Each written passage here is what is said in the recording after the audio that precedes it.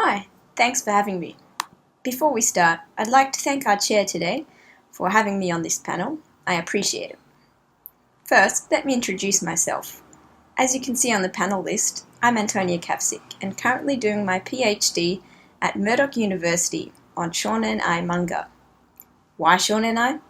Well, what's not to love about boys' love? Speaking of which, that brings us to my presentation today. From dashing to delicious, the gastroorgasmic effects of contemporary boys' love manga.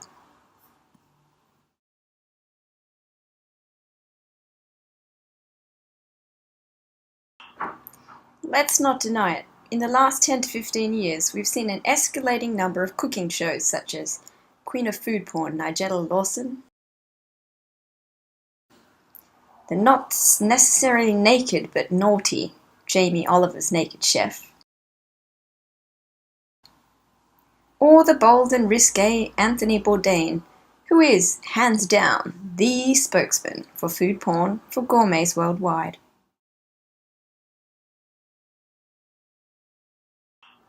So, what happened? How can we account for the sudden sexing up or the increased fetishization of cooking programs on broadcast media?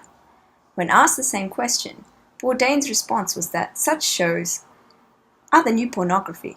It's seeing people on TV, watching people make things on TV that they are not going to be doing themselves anytime soon, just like porn. Similarly, Sherry Ketchum also notes in one of her articles, The Essence of Cooking Shows, that in the last 20 years, media discourses about food have proliferated and argues that the Food Network constructs a consumer fantasy world which creates a sense of pleasurable intimacy for its viewers. But is this voyeurism or non-gender specific gastro-gaze, per se, just limited to the Food Network or the plethora of competitive food-centered reality TV shows on broadcast media in the West? Or is it a global phenomenon? Well as a number of scholars, anthropologists, and so on, I'm of the opinion that food pervades every aspect of life in Japan, more so than a lot of Western cultures. Indeed, before there was a Naked Chef, there was an Iron Chef, and before there was an Iron Chef, there were manga and anime titles, and characters that were associated in any way and every way with food. Japanese anthropologist Katarzyna Zwiadka best epitomizes this in her observation that food is a regular feature, if not the centerpiece, of visual entertainment in Japan. Even popular animated characters bear food-related names, such as the celebrated Anpanman, Mr. Bean Paste Bun, or Sazae-san, Mrs. Topshell. So, if we consider texts which incite food fetishism and involve a kind of voyeuristic gastro-gaze as a cultural movement which I define as global gastrogasmic texts, then manga, despite not having the heightened sensory advantages as audiovisual media, nonetheless qualify as such texts. And have since at least the 1980s with gourmet gurume manga, titles such as Oishimbo, The Gourmet, Cooking Papa, or Mr. Ajiko. While such comics at that time, and even still, were generally targeted at a male readership in the mainstream manga magazines, over time, the trend gradually infiltrated the homoerotic realm of boys' love comics and saw the emergence of Yoshinaga Fumi's Antique Bakery from 2000 to 2002. Since then, the motive has also proliferated with lesser-known doujin, or self-published slash titles, such as this slash manga I picked up at a doujin event based on the Tiger and Bunny manga series, namely Sweet Night. To these following doujin titles available on a major boys' love online distributor, www.dlsite.com. These titles are Candy Candy, or The Ecstasy Which Spreads in Your Mouth, to Ichiko Ima's B-grade Gourmet Club. And finally, returning again to Yoshinaga and her more recent work, the massively successful What Did You Eat Yesterday? And Not Love, but Delicious Foods Make Me So Happy. So, the questions at hand are: how do gourmet-themed boys love manga differ from gourmet manga as a standalone genre? And why have boys love motifs shifted to fetishizing food, whereby there is no hero? Rather, the hero is the dish. How is the food depicted so as to appear gastroorgasmic? And lastly, what do these manga as gastroorgasmic texts reflect about Japanese society and global consumption trends as a whole? Okay, so I'm going to divide the rest of the time we have now to address these questions. Due to the sheer volume of doujin manga, as well as lesser-known mainstream publications, I'll consider only mainstream gourmet manga and gourmet-infused boys love manga, such as the aforementioned Yoshinaga series.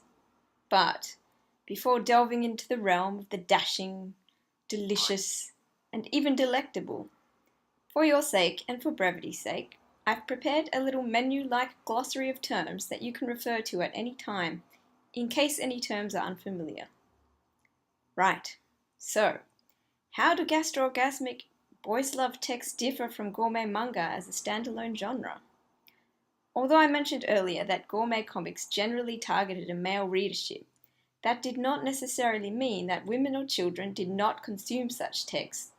But, as Japanese cultural theorist Laurie Brown notes in her article Oishinbo's Adventures in Eating, in the 1970s, food and cooking came into greater prominence in manga, when stories recounting the trials of apprentices or athletes in their quest for mastery, such as the popular Slam Dunk series, became a popular subject. One of the first manga to focus on the ordeals of culinary training was Hochonin no Ajihei, Ajihei the Knifeman, where the reader followed Ajihei's initiation into the secrets of the trade. Such typologies involving quests for mastery have been outlined by Honda Masuko, who considers the characteristics of boys' manga as narratives which follow a structure of desiring a goal, confronting an obstacle and experiencing a setback to achieving the goal, overcoming the setback, there is often a repetition of these two stages, and finally, achieving success. This formula is quite standard for most of the sports comics, or even gourmet comics like Bambino, which sees its protagonist starting from scratch in an Italian ristorante to becoming a chef. I'd argue the same could be said for Oishimbo and Cooking Papa. Both of these series were produced and set in the 1980s in the midst of the Japanese economic bubble. Although businessmen had the money to eat out, for a man to be food savvy by either being a decent cook or absolute foodie was a desirable character attribute. So, in a way, comics served as a kind of didactic tool to enhance one's cultural capital. Where Cooking Papa's goal is to do a hard day's work in the office and still have enough time for his hobby, cooking for his family, making his lunch, and helping others out with his cooking skills, Oishimbo's hero, Yamaoka's goal, as a culinary journalist, is constantly to create the ultimate menu and prove himself to his father, Kaibara, his rival in the series. Okay, so, judging by the basic narrative structure of Oishimbo, Cooking Papa, and Bambino, we can surmise that for most traditional gourmet manga, the narrative is goal-oriented, and although the goals may differ, I argue that the protagonist's overriding aims are to please others, or themselves, by creating, and sometimes consuming, the most delicious dishes they possibly can. In addition, as in other genres of boys' comics, the element of competition, conflict, and resolution are all involved. As Laurie Brown reminds us, competition not only plays a significant role in dramatizing the subject of food on Japanese television in Iron Chef or Which Dish, it also appears frequently in gourmet manga. However, in terms of the gaze in regard to gourmet manga, I suggest that it is not particularly drawn to any one of the female or male characters. The gaze, I suggest, becomes a gastro gaze, whereby the dish is the object of desire or fetishized. This gastro gaze also applies to gourmet-themed boys' love manga as a genre of girls' comics. But girls' comics usually, or originally, and still now, follow quite a different narrative structure. Let's consider the differences. According to Honda, the aforementioned narrative typology for girls' comics also applies. The major difference, however, is that the value highlighted in each text is love. In boys' narratives, the protagonists achieve victory. In girls' narratives, however, there is no clear distinction between winners and losers. Since in boys' genres the goal is external, it is obvious whether or not success has been achieved. Love is an abstract goal sought internally. Therefore, its attainability is not automatically associated with external developments. Okay, so what seems to be crucial in girls' comics, I suggest, is the overall atmosphere, the sensations and feelings evoked by the text, being there as opposed to the more goal-oriented getting there nature of boys' comics. That is, relishing in the here and now rather than planning the next move and having one's eyes on the prize, so to speak. Boys love manga as a genre of girls' comics, nonetheless embrace particular elements of girls' comics. Love, for example, has also been considered central to the plot by Drew Pagliasotti in her qualitative research on boys love fandom, Better Than Romance. She argues, the romantic storyline within boys love manga is important to its readers. In my 2005 survey of such readers, the largest group of respondents reported that the single most important element of boys love manga was slowly but consistently developing love between the couple. So, if love indeed drives the plot in boys love manga, as a genre of girls' comics, then overcoming all obstacles to reach that pivotal moment of true love, or the romantic climax per se, can be considered the internal goal of the protagonists in boys love manga, regardless of whether it involves agency or merely destiny.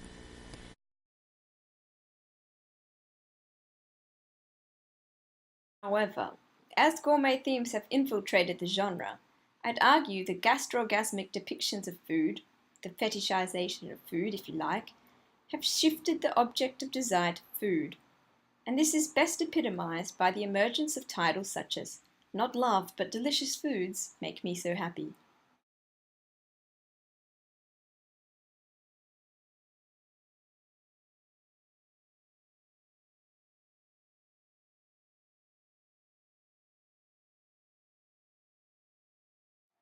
Let's now examine a gourmet boys' love narrative according to this typology. Although the target audience for Yoshinaga's most recent publication, What Did You Eat Yesterday?, is male, given that the narrative revolves around a professional gay couple living together in Tokyo, and the occasional allusions to love and romance within the narratives, I suggest one may nonetheless subclassify What Did You Eat Yesterday? As a boys' love manga. Just to briefly set the scene, this series involves the daily life of a lawyer, Shiro, and his boyfriend Kenji, who of course lives up to the stereotype of gay hairdressers. There are very few intimate scenes, and as far as I know up until now there have been no homoerotic depictions in the series whatsoever. Roughly 60% of each manga is comprised of recipes and didactic cooking instructions. In this particular excerpt, we observe as Kenji and Shiro are out with their friend Yoshiyuki to watch his partner Tetsu play amateur baseball. The tension between both couples seems to lie and be resolved in the food which they bring along to the picnic. This is the origin of the first obstacle of the scene. Both Shiro and Yoshiyuki go head to head to prove to their lovers who makes the most delicious bento.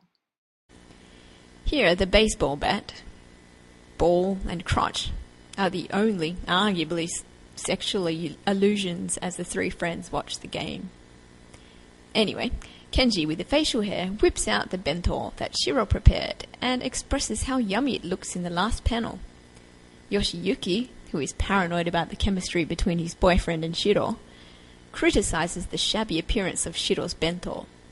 He then shows his own kawaii bento and proclaims that this is how gay bento should look, with the pink ham and redness of the paprika, and everyone seems generally impressed with how cute the bento looks. However, all the while, Tetsu is commenting on how delicious and healthy Shiro's rice balls and bento are. Yoshiyuki then tries one of the egg rolls and rice balls and admits that Shiro's bento actually is delicious. Tetsu even asks for the recipe, which signals Shiro's victory in the conflict. In a last resort attempt, Yoshiyuki points out that Shiro made everything the night before and that not even the rice is fresh. Shiro defends himself by stressing that he woke up early that morning to boil the rice, and thus reigns as the victor. However, to end the scene, Tetsu, in the number 7 t-shirt, appeases Yoshiyuki in suggesting that his bento was yummy too. So, in spite of the inter-partner conflict, both cooks managed to please their boyfriends with their delicious bento boxes. Thus, the element of competition is lost and love is shared through the hero of the day, the dish. Here, the fetishization of the delicious bento for the reader is that which may be unattainable without agency, but can nonetheless be vicariously enjoyed through reading. What's interesting here, though, is that the recipes are clearly outlined, hence realizing the fantasy is feasible. Love, then, would be attainable. It is also no longer an abstract goal since food is the means through which to obtain it. Food also functions as an expression of desire, or more often than not, is the object of desire. What we have here then is the flexibility to shift the gaze from the yaoi in your glossary to a gastro gaze and vice versa. Finally, the fusion of fantasy in the depictions of non-normative romance and the feasible, the taken for granted satisfaction derived from food, offers a multitude of gratifications beyond the target readership. The difference then between gourmet manga and boys love manga as gastrogasmic texts is that with the former, food is used as a tool to reach one's personal goal, whether it is to distinguish oneself from others or outdo one's competitors. In contrast, in gourmet-themed boys love comics, love is the goal. That love may be reached when food is utilized as a tool, or an expression of love desire. Or love is simply the readily attainable food, that commonplace, taken for granted daily satisfaction that any reader may get at the ping of a microwave. Having said that, let's move on to a more meatier discussion.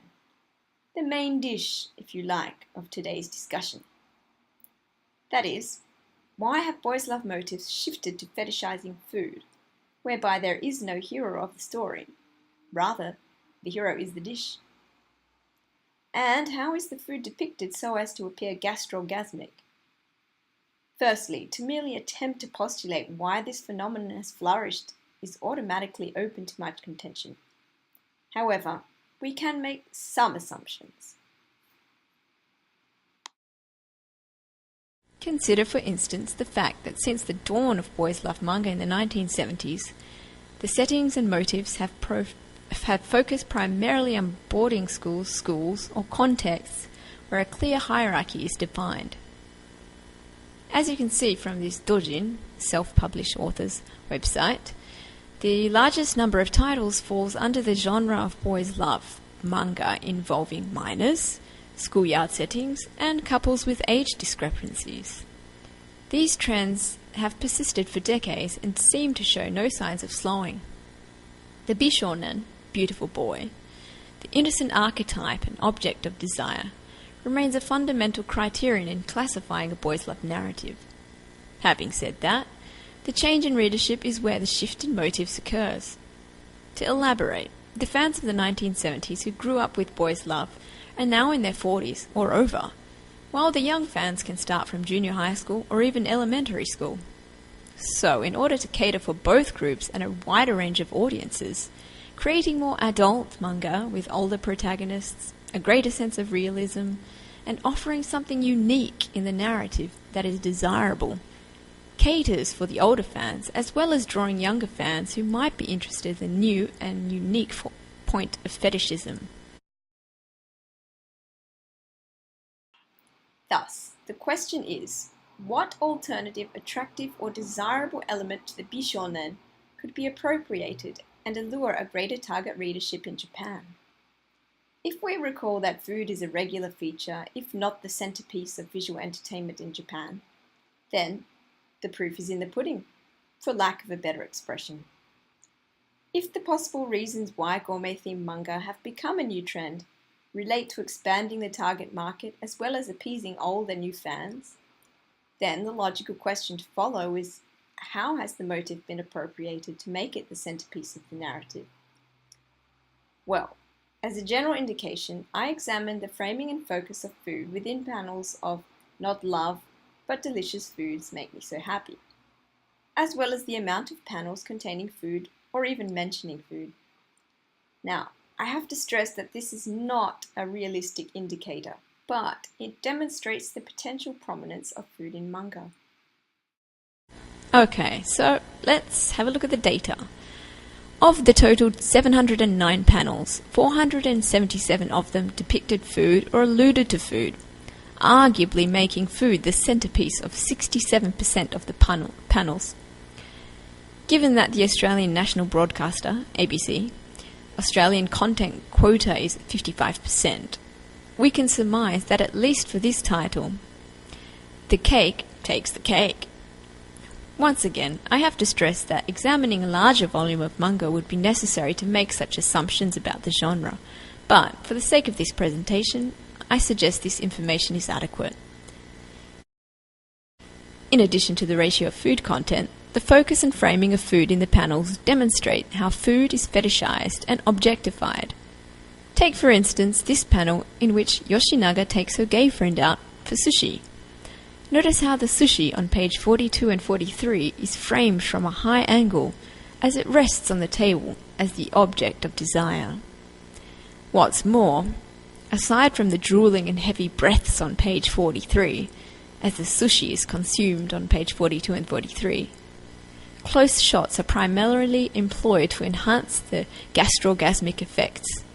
It's the money shot, if you like, of gastrorgasmic texts. Similar depictions are found on page 52 as Yoshinaga and a friend go French.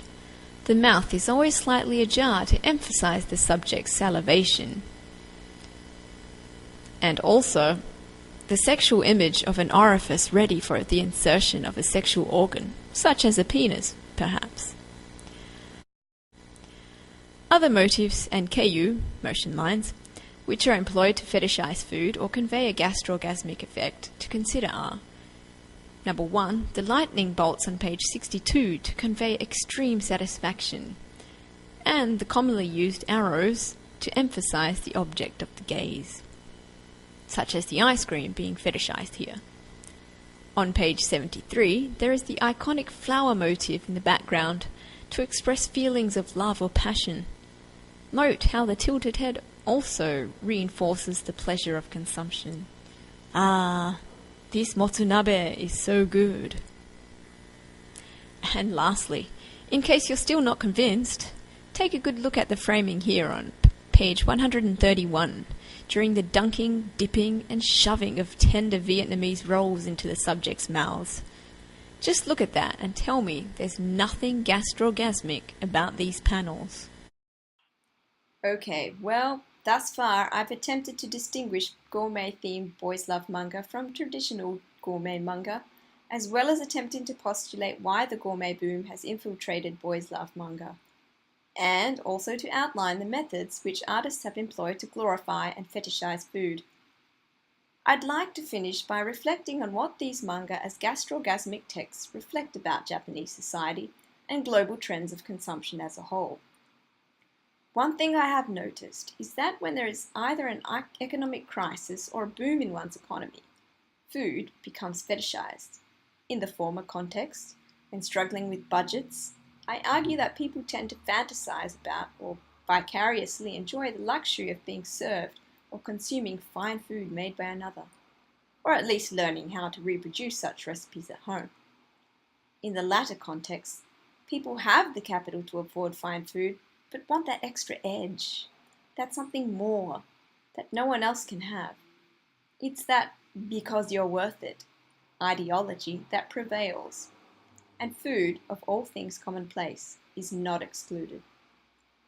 Having said that, one could argue then that Japan's economic bubble in the 1980s partly influenced the boom in gourmet manga, and the successive global recession in the early 21st century saw the massive influx of gastrorgasmic texts as well as boys' love texts with gourmet themes. So, what does this reflect about Japan and global trends in food media? Now, I'll leave you with that as some food for thought. But, as Frederick Kaufman suggests, food porn, like sex porn, like voyeurism, are all measures of alienation, not community. As such, they belong to the realms of irreality. Irreality, of course, is attractive to anyone who may be dissatisfied with the daily exigencies of his or her life. Thanks for listening.